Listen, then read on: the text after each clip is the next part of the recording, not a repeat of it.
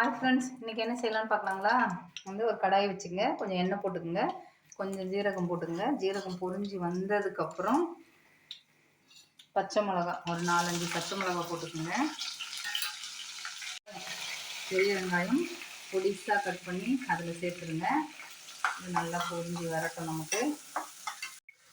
இங்கே பாருங்கள் ஃப்ரெண்ட்ஸ், வெங்காயம் நல்லா வதங்கிடுச்சு. இப்போ நான் ஒரு 100-150 கிராம் இருக்கும் கோஸு பொடிசாக கட் பண்ணி வச்சுருக்கிறேன். நல்லா அலசிட்டு கட் பண்ணி வச்சுருக்கிறேன். அது இதில் சேர்த்துருங்க. நல்லா ரெண்டும் சேர்ந்து நமக்கு நல்லா வதங்கட்டும். இங்கே பாருங்கள், வெங்காயமும் கோஸையும் ஒன்றா நம்ம நல்லா மிக்ஸ் பண்ணியாச்சு. இப்போ இது கொஞ்சம் உப்பு போட்டுக்கலாம். இந்த சீக்கிரம் நமக்கு வேகும், அதுக்காக தான் உப்பு போட்டு நல்லா கலரி விடுவோம்.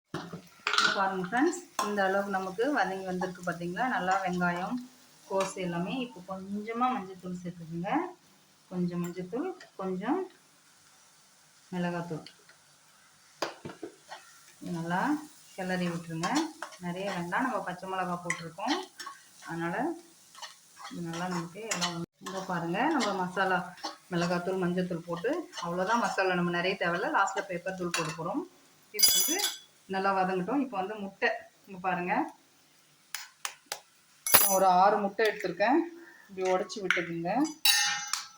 ஏன்னா நம்ம இப்படி ஏன் உடச்சி விடுறேன்னா, ஓடு வீடு விழுந்தால் கூட நமக்கு இதுவாக இருக்கும். இங்கே பாருங்கள் ஃப்ரெண்ட்ஸ், இது நல்லா வதங்கிட்டு இருக்குது. நமக்கு மசாலா பச்சை வாசனைலாம் போயிடுச்சு. நான் ஒரு 6 முட்டை, உங்களுக்கு எத்தனை முட்டை தேவையோ அத்தனை முட்டை எடுத்துங்க. குவான்டிட்டி தான் நமக்கு எவ்வளோ தேவையோ அந்த மாதிரி எடுத்துக்கலாம். இது பாருங்கள், இது அப்படியே கிளறி விட்டுருங்க. எல்லாம் ஒன்று சேர்ந்து அப்படியே இதுவாகிடும். நம்ம ஏற்கனவே காயெல்லாம் வெந்துருச்சு. உப்பு மட்டும் நம்ம இப்போ பார்க்கல, நம்ம ஏற்கனவே போட்டிருக்கோம். உப்பு பார்த்துக்கலாம். இதெல்லாம் ஒன்று சேர்ந்து வர பாருங்க. இதோட ஒன்று சேர்ந்து எல்லாம் நமக்கு அப்படி ட்ரை ஆகிடணும். எவ்வளோக்கு எவ்வளோ நமக்கு எல்லாம் வேகணும் இல்லைங்களா? அது ஓரமாக எடுத்து விட்டுருங்க. நம்ம முட்டை பொடி மாஸ் மாதிரி தான் அதில் கோஸ் சேர்த்துருக்கோம். நம்ம முட்டை பொடி மாஸ் பச்சை மிளகா வெங்காயம் மட்டும் போட்டு செய்வோம். இதில் மிளகாத்தூள் மஞ்சத்தூள் அப்படி போட்டுக்கலாம். வேணா இஞ்சி பூண்டு கூட போட்டுங்க. அந்த ஸ்மெல்லு இதுக்கு வேண்டான்றதுக்காக தான் நான் போடலை. இது நல்லா வதங்கும். இங்கே பாருங்கள் ஃப்ரெண்ட்ஸ், நல்லா வந்துச்சு பார்த்தீங்களா? நம்ம கோஸு இது மாதிரி போட்டிருக்கோன்ற அந்த தடமே தெரியல, தடமும் தெரியாது, வந்த இடமும் தெரியாத மாதிரி ஆயிடுச்சு பார்த்தீங்களா?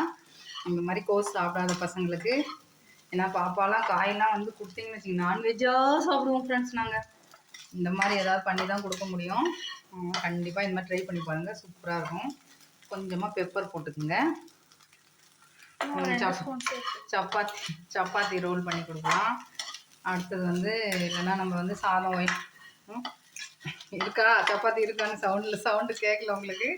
கேட்டாவது சாதத்துக்கு கூட ரசம் சாதம், சாம்பார் சாதம், காரக்குழம்பு எதுவாக இருந்தாலும் சூப்பராக இருக்கும் ஃப்ரெண்ட்ஸ். அவ்வளோதான், ட்ரை பண்ணி பாருங்கள். ஈஸியான ஒரு முட்டை பொடி மாஸ் மாதிரி தான். எப்படி வந்ததுன்னு சொல்லுங்கள். லைக் பண்ணுங்கள், ஷேர் பண்ணுங்கள், சப்ஸ்கிரைப் பண்ணுங்கள். நெக்ஸ்ட் வீடியோவில் பார்க்கலாம். Bye friends.